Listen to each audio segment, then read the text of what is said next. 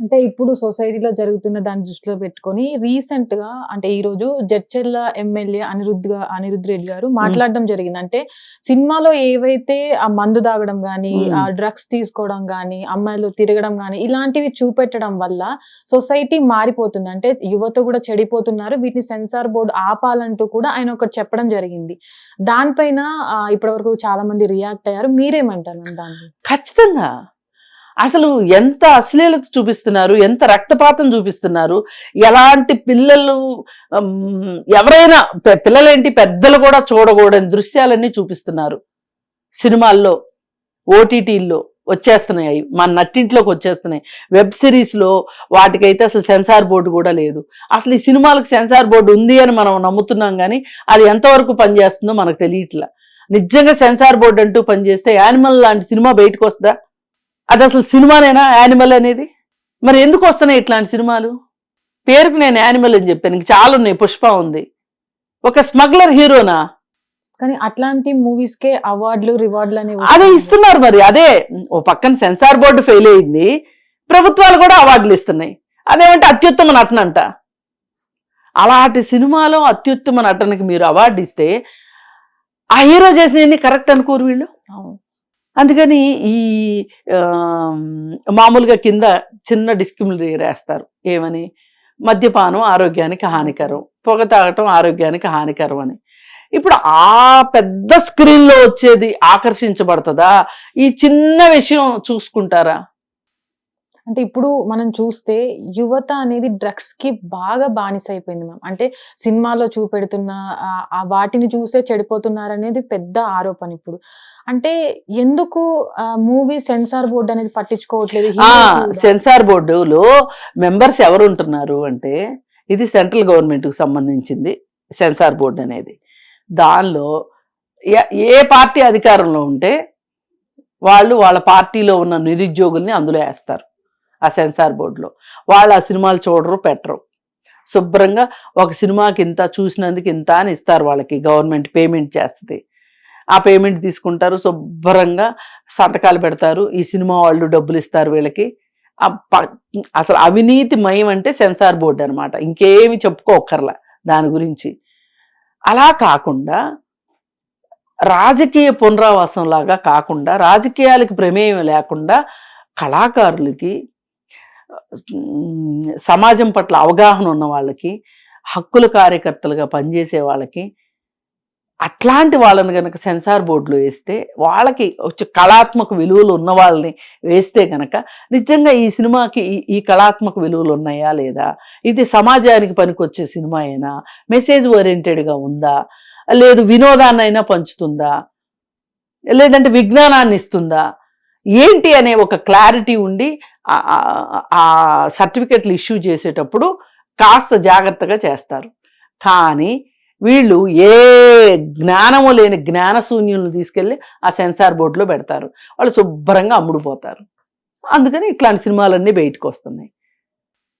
అంటే ఇప్పటి వరకు వచ్చిన మూవీస్ కూడా ఎక్కువగా అంటే చిన్న పిల్లలు చూడలేని విధంగా కూడా మూవీస్ అనేవి రిలీజ్ అవుతూ వస్తున్నాయి. అంటే సెన్సార్ బోర్డు ఏ సర్టిఫికేట్ కావచ్చు, మిగతా సర్టిఫికేట్స్ అనేవి ఒక్కొక్క మూవీకి, అంటే ఇది చిన్నపిల్లలు చూసే మూవీ కావచ్చు, పెద్దవాళ్ళు చూసే మూవీ డిఫరెంట్ ఇస్తూ ఉంటుంది అనమాట సెన్సార్ బోర్డు. కానీ ఇప్పుడు చూస్తే సెన్సార్ బోర్డు అనేది అసలు లేదు అనేది 100% సెన్సార్ బోర్డు లేదనే అనిపిస్తుంది. ఎందుకంటే వెబ్ సిరీస్ కి సెన్సారే లేదు.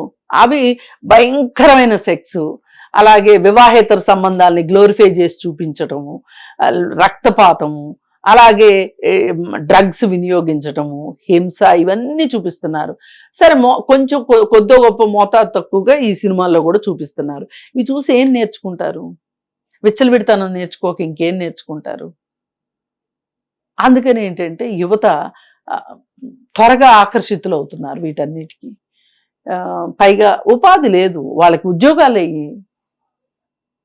ఉద్యోగాలు లేవు, ఎలాగోలా కాలక్షేపం చేస్తున్నారు. ఇవాళ యువత ఏ పరిస్థితికి వెళ్తున్నారంటే, ఇంట్లో ఒక ముసలం ఉందనుకోండి, ఆ ముసలమ్మకి అవ్వకేదో పెన్షన్ ఇస్తారు కదా, ఆ అవ్వలను కొట్టో తిట్టో ఆ పెన్షన్ డబ్బులు కూడా వాళ్లే లాక్కుని వాళ్లే జల్సా చేసేటట్లు తయారవుతున్నారు. ఇవాళ రాత్రిపూట ప్రీమియర్ షోలు వేస్తున్నారు సినిమా రిలీజ్ అయ్యే ముందు. ఆ ప్రీమియర్ షోలకి 2000 టికెట్ పెట్టినా కానీ, 1500 టికెట్ పెట్టినా కానీ వెళ్ళి చూస్తున్నారు. అక్కడికి వెళ్ళి చూసే వాళ్ళందరూ ఆ డబ్బులు ఎఫర్ట్ చేయగలిగి కాదు, ఇంట్లో వాళ్ళని పీడించి తీసుకొచ్చుకుంటున్నారు ఆ డబ్బులు. యువత పరిస్థితి ఈ విధంగా ఉంది ఇవాళ. అన్నిటిని మించి ఇంకా గంజాయి కూడా చాలా విచ్చలవిడిగా గంజాయి దొరుకుతుంది. ఇంజనీరింగ్ కాలేజీలో కేర్ ఆఫ్ అడ్రస్గా ఉంది. మొన్న ఏదో మంచి యూనివర్సిటీ, నల్సార్ యూనివర్సిటీలో కూడా గంజాయి తీసుకున్నట్లుగా వస్తుంది. మరి ఎంత ఈగలని ఒక వ్యవస్థను పెట్టారు రాష్ట్ర ప్రభుత్వం కూడా. చాలా కష్టపడుతున్నారు వాళ్ళు, పోలీసులు కూడా చాలా చేస్తున్నారు. ఎంత చేసినా ఉపయోగం అనేది ఉండట్లేదు. కానీ గతంలో మనం మూవీస్ చూసుకున్నట్లయితే ఒక మెసేజ్ మూవీస్ ఉండేవి అనమాట, ఒక నేర్చుకునే పద్ధతిలో ఉండేవి. కానీ ఇప్పుడు మూవీస్ అని కూడా లేదు అసలు మీరు అట్లాంటి ఎక్స్పెక్ట్ చేస్తే చాలా పొరపాటు. అందుకే ఫస్ట్ మొదటగా సెన్సార్ బోర్డుని ప్రక్షాళన చేసి ఓ 4-5 సినిమాలకి సెన్సార్ సర్టిఫికెట్ ఇవ్వలేదు అనుకోండి, అప్పుడు బుద్ధి వస్తుంది వీళ్ళకి, ఈ డైరెక్టర్లకి ప్రొడ్యూసర్లకి వీళ్ళకి బుద్ధి వచ్చి వీళ్ళు అప్పుడు ఆలోచిస్తారు కొంచెం, మనం మంచి సినిమాలు తీస్తేనే తప్పితే మన సినిమా రిలీజ్ కాదు అని. ఇప్పుడు రిలీజ్ కాని సినిమా ఎన్ని కోట్లు ఖర్చు పెట్టినా ఏదైనా రూపాయి అయినా నష్టమేగా వాళ్ళకి, రిలీజ్ అయితేనే కదా డబ్బులు వస్తాయి. అందుకని మనం జబ్బు అక్కడ ఉంది, మందు అక్కడే వెయ్యాలి.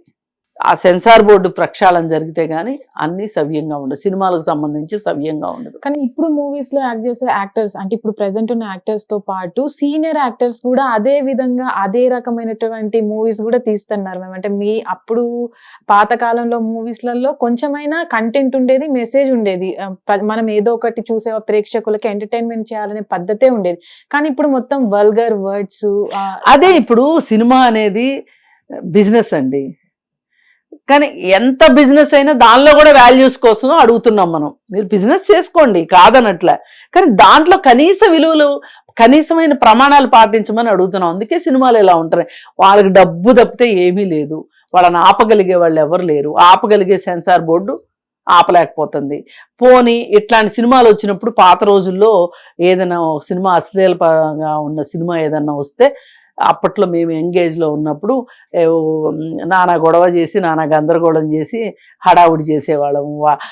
అసలు ఈ అశ్లీల సాహిత్యం మీద కావచ్చు, అశ్లీల సినిమాల మీద కావచ్చు, జనాల్ని ఎడ్యుకేట్ చేయడానికి సదస్సులు, సెమినార్లు అవన్నీ పెట్టేవాళ్ళం.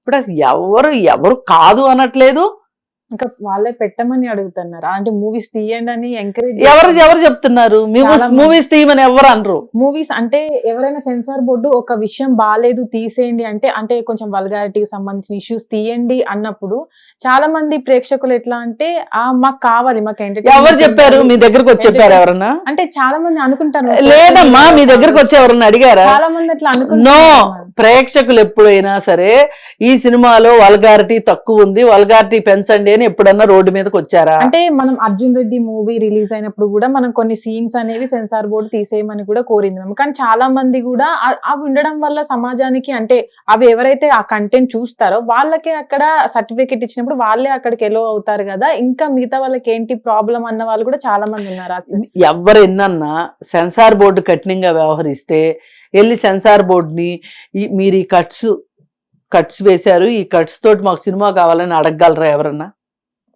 కానీ మీరు ఒకప్పుడు మీరు ఎలాగైతే ఈ మూవీ బాగాలేదు దీంట్లో తీసేయండి అని మాట్లాడారో, కానీ మీలాగా ఇప్పుడు మాట్లాడేవారు ఎవరు లేరు కదా. లేరు అంటే చేయమని కాదు కదా అర్థం, కానీ మాట్లాడే గొంతు ఉండాలి. మాట్లాడుతున్నాంగా, ఇప్పుడు మనం మాట్లాడుతున్నావా లేదా? సెన్సార్ బోర్డు ప్రక్షాళన జరగనంత వరకు ఇవేమీ జరగవు.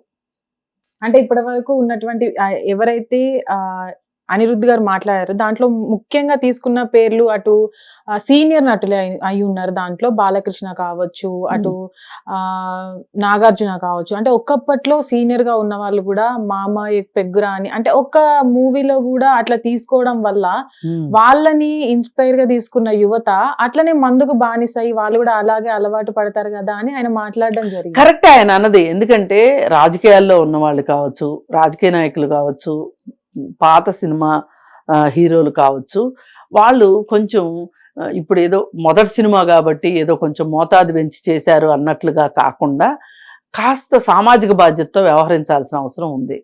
అది దురదృష్టం. ఆయన చెప్పిన పేర్లు వాళ్ళకి వ్యాపారమే కావాలి అన్నట్లు చేస్తున్నారు. ఎక్కడో దాకా ఎందుకండి, రానా నాయుడు అని ఒక వెబ్ సిరీస్ వచ్చింది, వాళ్ళకి ఏం డబ్బులు తక్కువైనాయి చెప్పండి? వాళ్ళిద్దరూ ఏమన్నా పేరు లేని వాళ్ళ? రానా ఏమన్నా పేరు లేనోడా, వెంకటేష్ ఏమన్నా పేరు లేనోడా? అంత బూతుని ఎట్లా వాళ్ళు ప్రసారం చేయాలనిపించింది, ఎట్లా తీయాలనిపించింది చెప్పండి. అందుకని ఏంటి అంటే తీసే వాళ్ళకి ముందు బుద్ధి ఉంటే నెక్స్ట్ చూసే వాళ్ళకి బుద్ధి ఉంటుంది. చేసే వాళ్ళదే తప్పు.